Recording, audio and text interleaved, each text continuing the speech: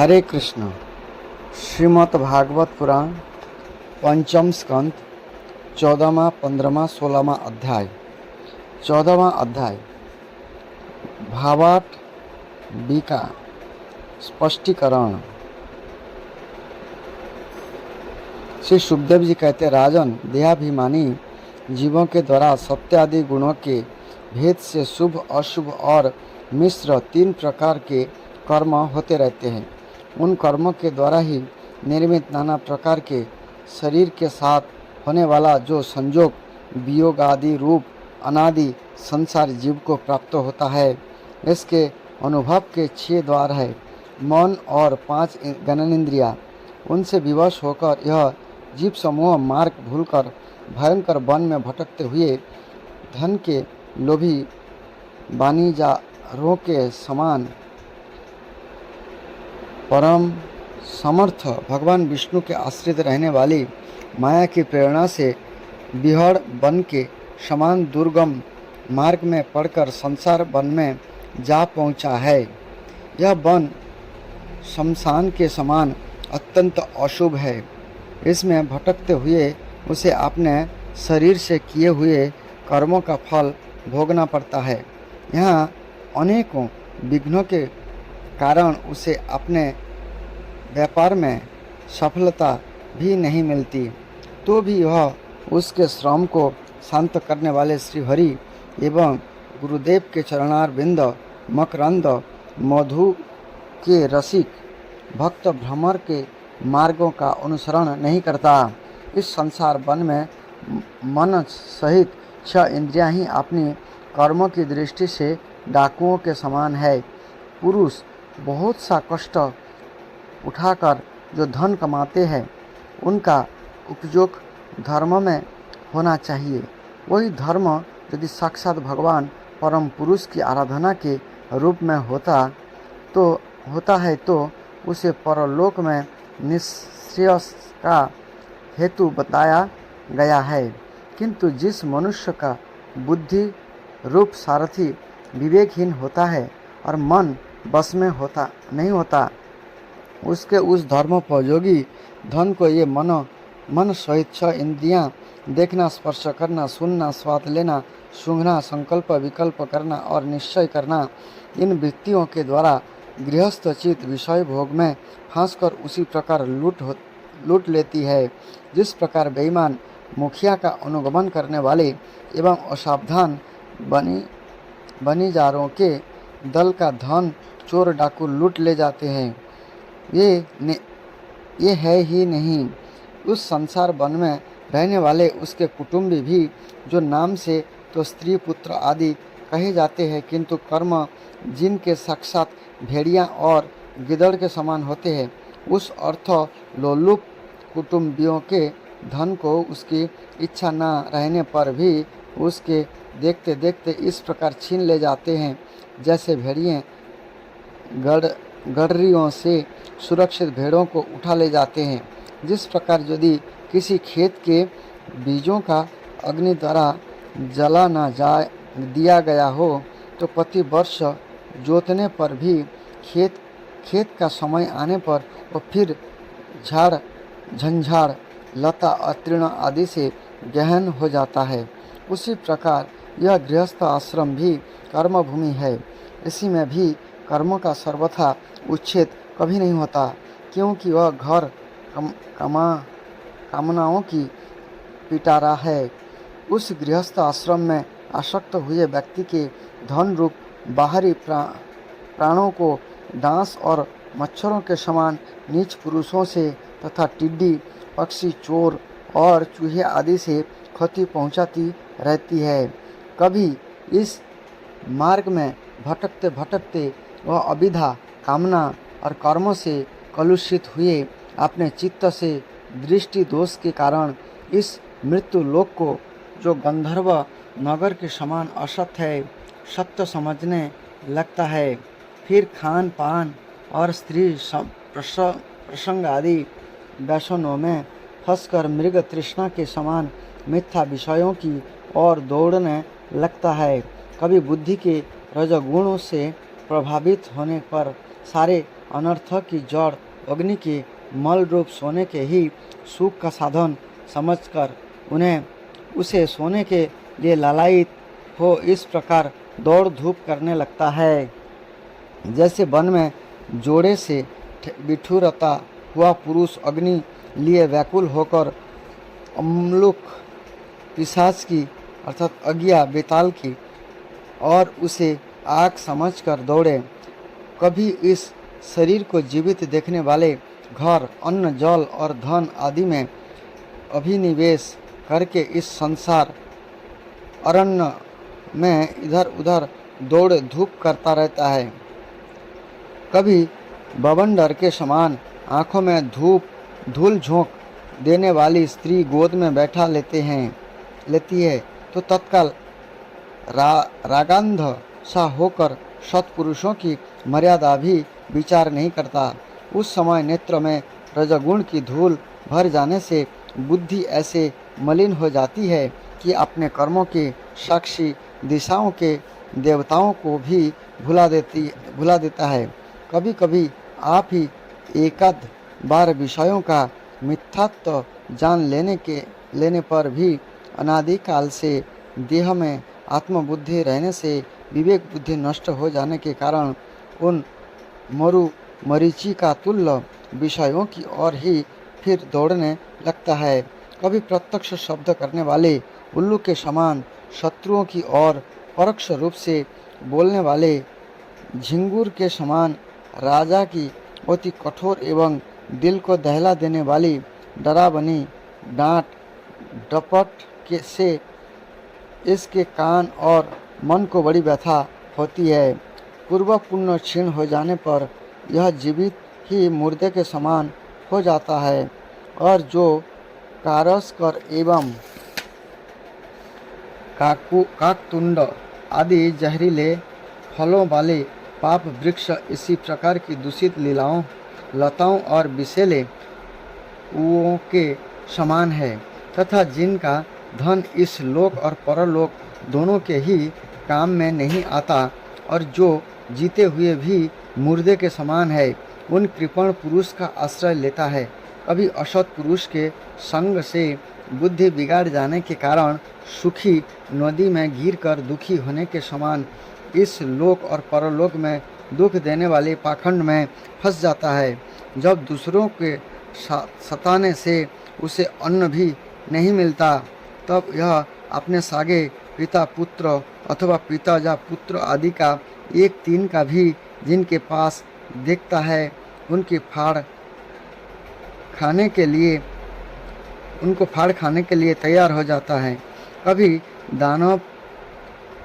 दावानल के समान प्रिय विषयों से शून्य एवं परिणाम में दुखमय घर में पहुंचता है तो यहाँ इष्टजनों के वियोग आदि से उसके शोक की आग भड़क उठती है। उससे संतप्त होकर वह बहुत ही खिन्न होने लगता है। कभी काल के समान भयंकर राजकुल रूप राक्षस इससे परम प्रिय धन रूप प्राणों को हर लेता है तो वह मरे हुए के समान निर्जीव हो जाता है। कभी मनोरथ के पदार्थों के समान अत्यंत असत पितामह आदि संबंधों को सत्य समझकर उनके सहवास से सपनों के समान क्षणिक सुख का अनुभव करता है।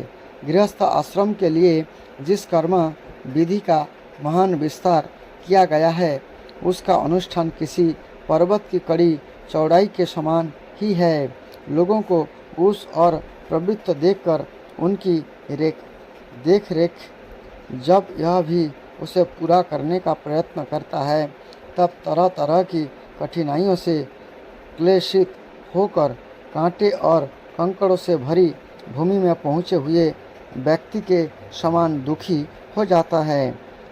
कभी पेट की असह्य ज्वाला से अधीर होकर अपने कुटुंब पर ही बिगड़ने लगता है। फिर जब निद्रा रूप अजगर के चंगुल में फंस जाता है तब अज्ञान रूप घोर अंधकार में डूबकर सुने वन में फेंके हुए मुर्दे के समान सोया पड़ा रहता है। उस समय इसे किसी बात की सुधि नहीं रहती। कभी दुर्जन रूप काटने वाले जीव इतना काटते तिरस्कार करते हैं, ये इसके गर्व रूप दांत जिनके यह दूसरे को काटता था टूट जाते हैं, तब इसे अशांति के कारण नींद भी नहीं आती तथा मर्म वेदना के कारण क्षण क्षण में विवेक शक्ति क्षीण होते रहने से अंत में अंधे की भांति यह नरक रूप अंधे कुएं में जा गिरता है। कभी विषय सुख रूप मधु कणों को ढूंढते ढूंढते जब यह लुक छिपाकर पर स्त्री या पर धन को उड़ाना चाहता है, तब उनके स्वामी या राजा के हाथ में मारा जाकर ऐसे नरक में जा गिरता है जिसका और छोर नहीं है। इसी से ऐसा कहते हैं कि प्रवृत्ति मार्ग में रहकर किए हुए लौकिक और वैदिक दोनों ही प्रकार के कर्म जीव को संसार की ही प्राप्ति कराने वाले हैं। यदि किसी प्रकार राजा आदि के बंधन से छूट भी गया तो अन्याय से अपहरण किए हुए उन स्त्री और धन को वेद दत्त नाम का कोई दूसरा व्यक्ति छीन लेता है और उससे विष्णुमित्र नाम का कोई तीसरा व्यक्ति झटक लेता है। इस प्रकार ये भोग एक पुरुष के दूसरे पुरुष के पास जाते रहते हैं, एक स्थान पर नहीं ठहरते। कभी कभी शीत और वायु आदि अनेकों अधिदैविक अधिभौतिक और आध्यात्मिक दुख की स्थिति के निवारण करने में समर्थ न होने से यह अपार चिंताओं के कारण उदास हो जाता है। कभी परस्पर लेन देन का व्यवहार करते समय किसी दूसरे का थोड़ा सा दमड़ी भर अथवा इससे भी कम धन चुरा लेता है और इस बेईमान के कारण उससे बैर ठन जाता है। राजन, इस मार्ग में पूर्वोक्त विघ्नों के अतिरिक्त सुख दुख राग देश भय अभिमान प्रमाद उन्माद शोक मोह लोभ मत्सर्ज ईर्षा अपमान क्षुधा पिपासा आदि व्याधि जन्म जरा और मृत्यु आदि और भी अनेकों विघ्न है। इस विघ्न बहुल मार्ग में इस प्रकार भटकता हुआ यह जीव समय देव माया रूपिणी स्त्री के बाहु पास में पड़कर विवेकहीन हो जाता है। तब उसी के लिए विहार भवन आदि बनवाने की चिंता में ग्रस्त रहता है तथा उसी के आश्रित रहने वाले पुत्र पुत्री और अन्य स्त्री के मीठे मीठे बोल चितवन और चेष्टाओं में आसक्त होकर उन्हीं में चित्त फंस जाने से वह इंद्रियों का दास अपार अंधकारमय नरक में गिरता है। काल चक्र साक्षात भगवान विष्णु का आयुध है। यह परमाणु से लेकर परार्ध पर्यंत क्षण घटी आदि अवयवों से युक्त है। यह निरंतर सावधान रहकर घूमता रहता है। जल्दी जल्दी बदलने वाली बाल्य यौवन आदि अवस्थाएं ही उसका वेग है। उसके द्वारा यह ब्रह्मा से लेकर क्षुद्र तृण पर्यंत सभी भूतों का निरंतर संहार करता रहता है। कोई भी उसकी गति में बाधा नहीं डाल सकता। उससे भय मानकर भी जिनका यह कालचक्र जिन आयुध है, उन साक्षात भगवान यज्ञ पुरुष की आराधना छोड़कर वो मंदमती मनुष्य पाखंडियों के चक्कर में पड़कर उनके कंक गिद्ध बगुला और बटेर के समान आर्य शास्त्र बहिष्कृत देवताओं का आश्रय लेता है, जिनका केवल वेद बाह्य अप्रामाणिक आगमनों ने ही उल्लेख किया है। ये पाखंडी तो स्वयं ही धोखे में है। जब वह भी उनकी ठगाई में आकर दुखी होता है तब ब्राह्मणों की शरण लेता है, किंतु उपनयन संस्कार के अनंतर स्रोत स्मार्थ कर्मों से भगवान यज्ञ पुरुष की आराधना करना आदि जो उनका शास्त्रोक्त उपचार है वह इसे अच्छा नहीं लगता। इसलिए वेदोक्त आचार के अनुकूल अपने में शुद्धि ना होने के कारण यह कर्म शून्य शूद्र कुल में प्रवेश करता है, जिनका स्वभाव वानरों के समान केवल कुटुंबी पोषण और स्त्री सेवन करना ही है। यहाँ बिना रोक टोक स्वच्छंद विहार करने से इसकी बुद्धि अत्यंत दीन हो जाती है और एक दूसरे का मुख देखना आदि विषय भोगों में फांसकर इसे अपने मृत्यु काल का भी स्मरण नहीं होना। वृक्ष के समान जिनका लौकिक सुख ही फल है, उन घरों में ही सुख मानकर वानरों की भांति स्त्री पुत्र आदि आसक्त होकर यह अपना सारा समय मैथुन आदि विषय भोगों में ही बिता देता है। इस प्रकार प्रवृत्ति मार्ग में पड़कर सुख दुख भोगों भोगता हुआ यह बीच जीव रोग रूपी गिरी गुहा में फांसकर उसमें रहने वाले मृत्यु रूप हाथी से डरता रहता है।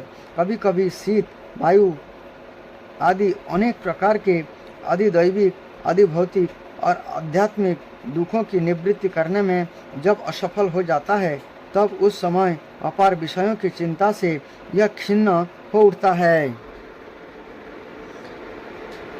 कभी आपस में क्रय विक्रय आदि व्यापार करने पर बहुत कंजूसी करने से इसे थोड़ा सा धन हाथ लग जाता है। कभी धन नष्ट हो जाने से जब इसके पास सोने बैठने और खाने आदि की भी कोई सामग्री नहीं रहता, तब अपने अभिष्ट भोग न मिलने से यह उन्हें चोरी आदि बुरे उपायों से पाने का निश्चय करता है। इससे इसे जहाँ तहाँ दूसरों के हाथ से बहुत अपमानित होना पड़ता है। इस प्रकार धन की आसक्ति से परस्पर बैर भाव बढ़ जाने पर भी यह अपनी पूर्व अवस्थाओं में विवश होकर आपस में विवाह आदि संबंध करता और छोड़ता रहता है। इस संसार मार्ग में चलने वाला यह जीव अनेक प्रकार के क्लेश और विघ्न बाधाओं से बाधित होने पर भी मार्ग में जिस पर जहाँ आपत्ति आती है अथवा जो कोई मर जाता है, उसे जहाँ का तहाँ छोड़ देता है तथा नए जन्मे हुए को साथ लगाता है। कभी किसी के लिए शोक करता है, किसी का दुख देखकर मूर्छित हो जाता है, किसी से वियोग होने की आशंका से भयभीत हो उठता है, किसी से झगड़ने लगता है, कोई आपत्ति आती है तो रोने चिल्लाने लगता है, कहीं कोई मन के अनुकूल बात हो गई तो प्रसन्नता से मारे खुला नहीं समाता, कभी गाने लगता है और कभी उन्हीं के लिए बंधने में भी नहीं हिचकता। साधुजन इसके पास कभी नहीं आते, यह साधु संग से सदा वंचित रहता है। इस प्रकार और निरंतर आगे ही बढ़ रहा है, जहाँ से उसकी यात्रा आरंभ हुई है और जिसे इस मार्ग की अंतिम अवधि कहते हैं, उस परमात्मा के पास यह अभी तक नहीं लौटा है। परमात्मा तक तो योग शास्त्र की भी गति नहीं है। जिन्होंने सब प्रकार के दंड अर्थात शासन का त्याग कर दिया है, ये निवृत्ति परायण संयतात्मा मुनिजन ही उसे प्राप्त कर पाते हैं। जो दिग्गजों को जीतने वाले और बड़े बड़े यज्ञों का अनुष्ठान करने वाले राजर्षि है, उनकी भी यहाँ तक गति नहीं है।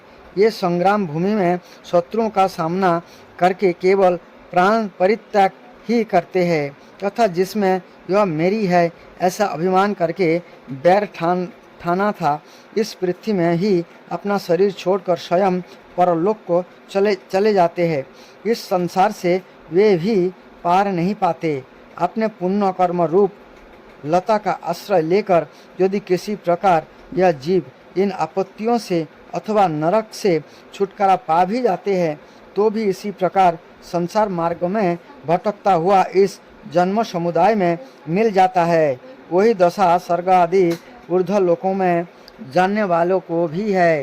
राजन, राजर्षि भरत विषय में पंडित जन ऐसा कहते हैं, जैसे गरुड़ जी होड़ कोई मक्खी नहीं कर सकती, उसी प्रकार राजर्षि से महात्मा भरत के मार्ग का कोई अन्य राजा मन में से भी अनुकरण नहीं कर सकता। उन्होंने पुण्य कीर्ति श्री हरि में अनुरक्त होकर अति मनोरम स्त्री पुत्र मित्र और राज्य आदि को युवावस्था में ही निष्ठा के समान त्याग दिया था।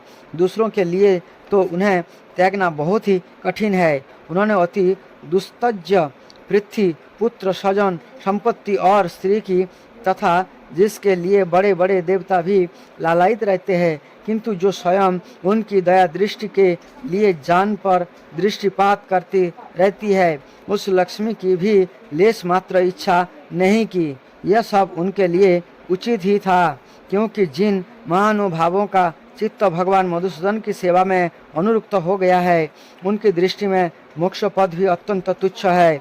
उन्होंने मृगी शरीर छोड़ने की इच्छा करने पर उच्च स्वर से कहा था कि धर्म की रक्षा करने वाले, धर्म अनुष्ठान में निपुण, योग गम्य, शंख के प्रतिपात, प्रकृति अधिस्वर जग मूर्ति सर्वा अंतर्जामी श्रीहरि को नमस्कार है।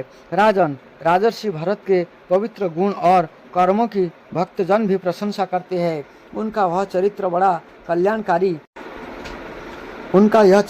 कल्याणकारी, आयु और धन की वृद्धि करने वाला, लोक में सुजस बढ़ाने वाला और अंत में स्वर्ग तथा मोक्ष की प्राप्ति कराने वाला है। जो पुरुष इसे सुनाता है और इसका अभिनंदन करता है, उसकी सारी कामनाएं स्वयं ही पूर्ण हो जाती है। दूसरों से उसे कुछ भी नहीं मांगना पड़ता। 15वां अध्याय, भरत के वंशज का वर्णन। 15वां अध्याय, भरत के वंशज का वर्णन। श्री सुखदेव जी कहते हैं, राजन, भरत का पुत्र सुमति था। वह पहले कहा जा चुका है। उससे ऋषभ देव के मार्ग का अनुसरण किया। इसलिए कलयुग में बहुत से पाखंडी अनार्य पुरुष अपनी दृष्टि बुद्धि से देव विरुद्ध कल्पना करके उसे देवता मानेंगे। अपनी पत्नी वृद्ध सेना से देवताजित नामक पुत्र हुआ। देवताजित के आसुरिक गर्भ से देवधुम्न, वेदधुम्न के धेनुष्मति से परमेष्ठी और उसके सुवर्च लोला के गर्भ से प्रतीत नाम का पुत्र हुआ। इसने अन्य पुरुषों को आत्मविद्या का उपदेश कर स्वयं शुद्ध चित्त होकर परम पुरुष नारायण का साक्षात अनुभव किया था। प्रतिह की भार्या सुवर्चला के गर्भ से प्रीतिहर्ता, प्रस्तोता और उद्गाता नाम के 3 पुत्र हुए।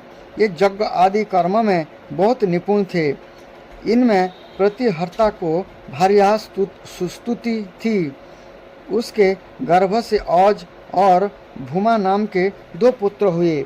भूमा के ऋषि कुल्ला से उद्गित, उसके देव तुल्ला से प्रस्ताप और प्रस्ताप के नित्युत्सा के गर्भ से विभु नाम का पुत्र हुआ।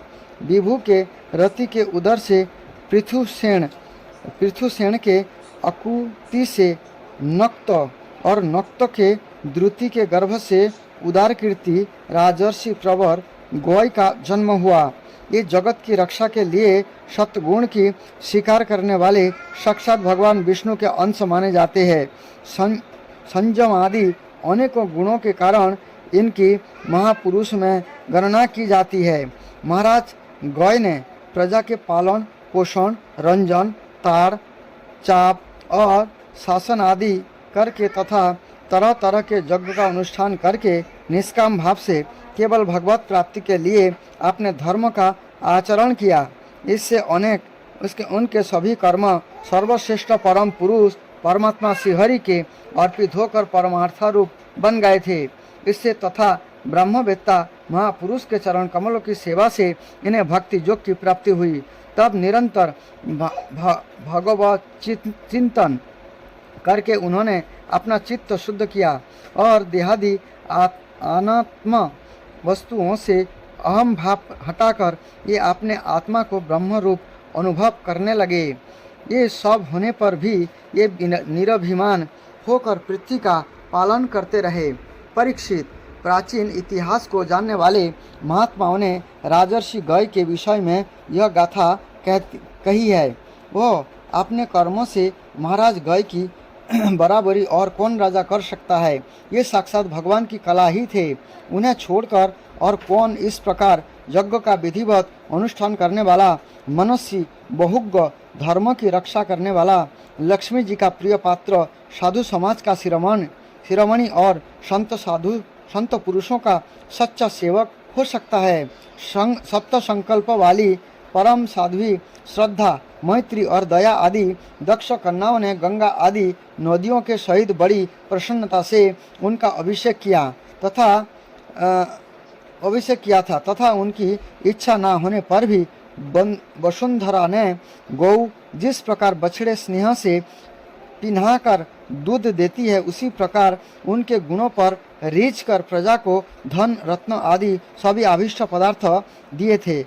उन्हें कोई कामना न थी, तब भी वेदाक्त कर्म ने उनके सब प्रकार के भोग दिए। राजाओं ने युद्ध स्थल में उनके बाणों से शतकृत होकर नाना प्रकार की भेंट दी तथा ब्राह्मणों ने दक्षिण आदि धर्म में संतुष्ट होकर उन्हें परलोक में मिलने वाले अपने धर्म फल का छठा अंश दिया।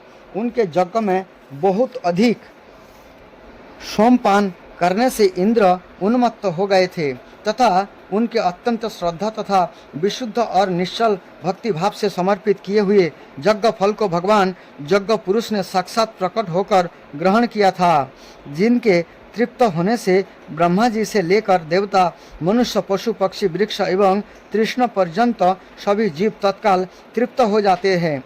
ये विश्व आत्मा श्रीहरि नित्य तृप्त होकर भी राजर्षि गय के यज्ञ में तृप्त हो गए थे, इसलिए उनकी बराबरी कोई दूसरा व्यक्ति कैसे कर सकता है। महाराज गय के गायंती के गर्भ से चित्ररथ, सुगति और अवरोधन नामक 3 पुत्र हुए। उनमें चित्ररथ की पत्नी उषा से सम्राट का जन्म हुआ। सम्राट के उत्कला से मरीचि और मरीचि के बिंदुमती से बिंदुमान नामक पुत्र हुआ। उसके सरघा से मधु के सुमना से वीरव्रत और वीरव्रत घोष से मंथु और प्रमंथु नाम के 2 पुत्र हुए। उनमें से मंथु के सत्ता के गर्भ से भोवन के दूषणा के उदर से तष्टा के विरोचना से विरज और विरज के विशुचि नाम की भारजा से सतजीत आदि 100 पुत्र और 1 कन्या का जन्म हुआ। विरज के विषय में यह श्लोक प्रसिद्ध है।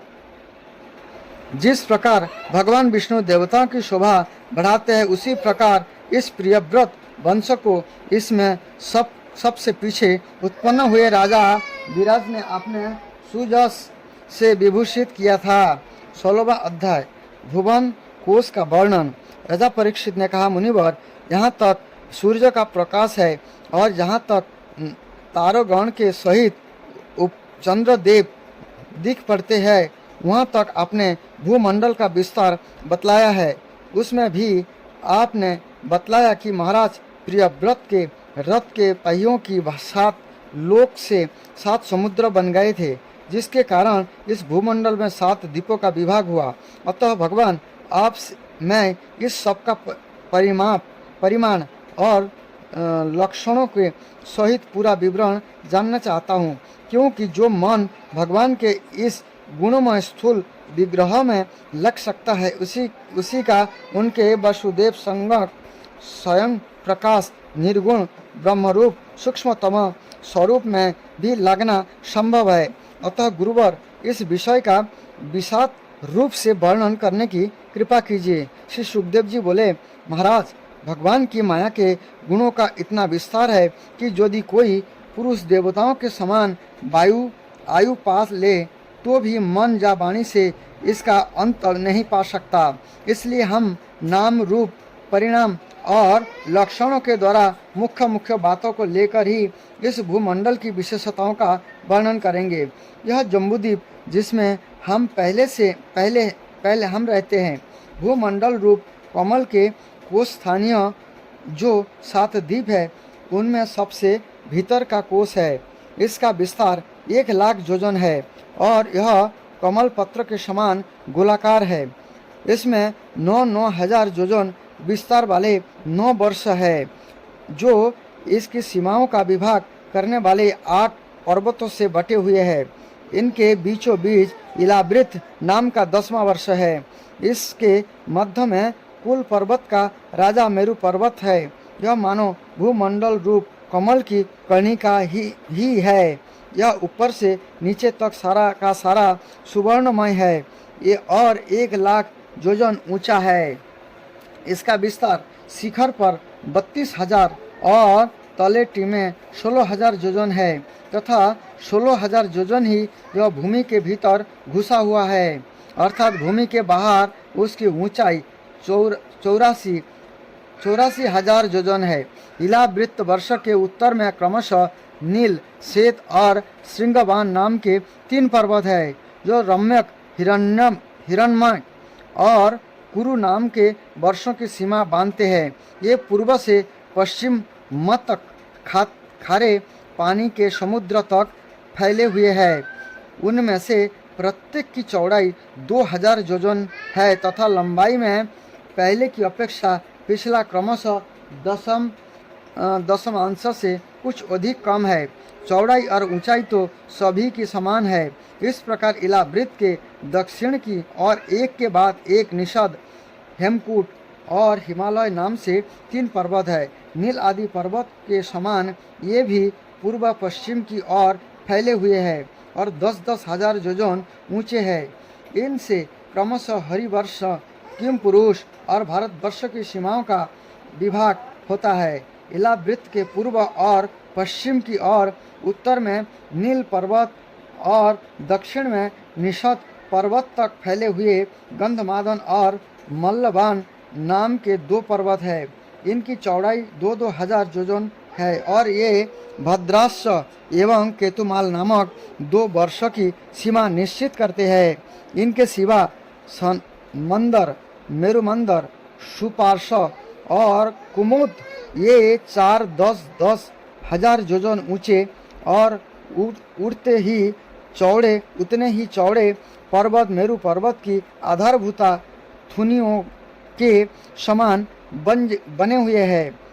इन चरणों के ऊपर इनका ध्वजाओं के समान क्रमशः आम, जामुन, कदम्ब और बड़ के 4 पेड़ है। इनमें से प्रत्येक 1100 योजन ऊंचा है और इतना ही इनके शाखाओं विस्तार है। इनकी मोटाई 100 योजन है। भरत श्रेष्ठ, इन पर्वतों पर 4 सरोवर भी है, जो क्रमशः दूध, मधु, ईख के रस और मीठे जल से भरे हुए हैं। इनका सेवन करने वाले यक्ष, किन्नर आदि उपदेवों स्वभाव से ही योग सिद्धियां प्राप्त है। इन पर क्रमशः नंदन, चित्ररथ, वैभ्राजक और सर्वत्र भद्र नाम के 4 दिव्य उपवन भी है। इनमें प्रधान देवगण उन्हें अनेकों सुंदरियों नायक बनकर साथ विहार करते हैं। उस समय गंधर्व आदि देवतागण इसकी महिमा का बखान किया करते हैं। मंद्राचल की गोद में जो 1100 योजन ऊंची देवताओं का आम्र वृक्ष है, उससे गिरी शिखर के समान बड़े बड़े और अमृत के समान स्वादिष्ट फल गिरते हैं। वे जब फाटते हैं तब उनसे बड़ा सुगंधित और मीठा लाल लाल रस बहने लगता है। वही अरुणोदा नाम की नदी में परिणत हो जाता है। यह नदी मंदराचल के शिखर से गिरकर अपने जल से इलावृत वर्ष के पूर्वी भाग को सींचते हैं। श्री पार्वती जी की अनुचरी यक्ष पत्नियां यह जल का सेवन करती है। इसके उनके अंग से ऐसी सुगंध निकालती है कि उन्हें स्पर्श करके बहने वाली वायु उनके चारों ओर 10-10 योजन तक सारे देश को सुगंध से भर देती है। इसी प्रकार जामुन के वृक्ष से हाथी के समान बड़े बड़े प्राय बिना गुठली के फल गिरते हैं। बहुत ऊंचे से गिरने के कारण वे फट जाते हैं।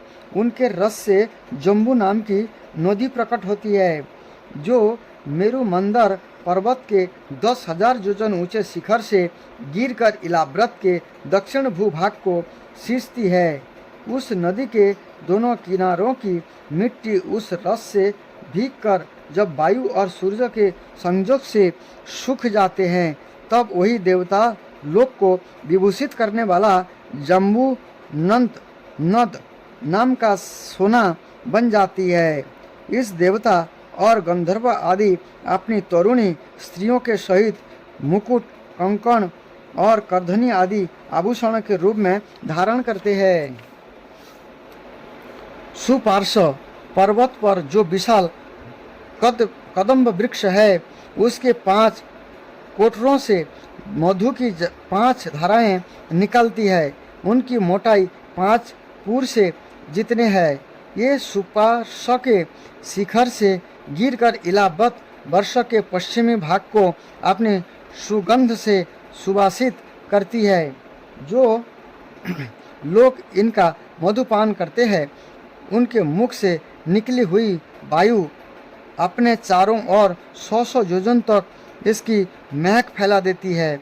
इस प्रकार कुमुद पर्वत पर जो शतबल्ला नाम का वट वृक्ष है, उसकी जटाओं से नीचे के ओर बहने वाले अनेक नौत निकालते हैं। ये सब इच्छा अनुसार भोग देने वाले हैं।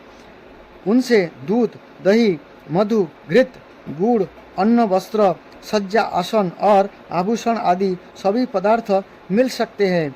ये सब कुमुद के शिखर से गिरकर इलावृत के उत्तरी भाग को सींचते हैं। इनके दिए हुए पदार्थों का उपभोग करने से वहाँ की प्रजा की त्वचा में झुर्रियाँ पड़ जाना, बाल पक जाना, थकान होना, शरीर में पसीना आना तथा दुर्गंध निकालना, बुढ़ापा, रोग, मृत्यु, सर्दी, गर्मी की पीड़ा, शरीर का कांतिहीन हो जाना तथा अंग का टूटना आदि कष्ट कभी नहीं सताते और उन्हें जीवन पर्यंत पूरा सुख प्राप्त होता है। राजन, कमल की कर्णिका के चारों ओर जैसे केसर होता है, उसी प्रकार मेरु के मूल देश में उसके चारों ओर कुरंग, पुरर, कुसुम्भ, बैंक, त्रिकुट, सिरीर, पतंग, रुचक, निषद, श्रीनिवास, कपिल, शंख, बेदुर्ज, जारूधी, हंस, ऋषभ, नाग, कालंजर और नारद आदि 20 पर्वत और है। इनके सिवा मेरु के पूर्व की ओर जठर और देवकूट नाम के 2 पर्वत है, जो 18 हजार योजन लंबे तथा 2 हजार योजन चौड़े और ऊंचे हैं। इस प्रकार पश्चिम की ओर पवन और पात्री यात्रा, दक्षिण की ओर कैलाश और करवीर तथा उत्तर की ओर त्रिशृंग और मकर नाम से पर्वत है। इन 8 पहाड़ों से चारों ओर घिरा हुआ सुवर्णगिरी मेरु अग्नि के समान जगमगाता रहता है। कहते हैं, मेरु के शिखर पर बीचों बीच भगवान श्री ब्रह्मा जी सुवर्णमय पुरी है, जो आकार में समचौरस तथा करोड़ योजन विस्तार वाली है। इसके नीचे पूर्व आदि 8 दिशा और उपदिशाओं में अनेक अधिपति इंद्र आदि 8 लोकपाल की 8 पुरियां है। ये अपने अपने स्वामी के अनुरूप उन्हीं दिशाओं में है तथा परिमाण में ब्रह्मा जी की पुरी से चौथाई है। हरे कृष्ण कृष्ण कृष्ण हरे हरे, हरे राम राम राम, हरे हरे।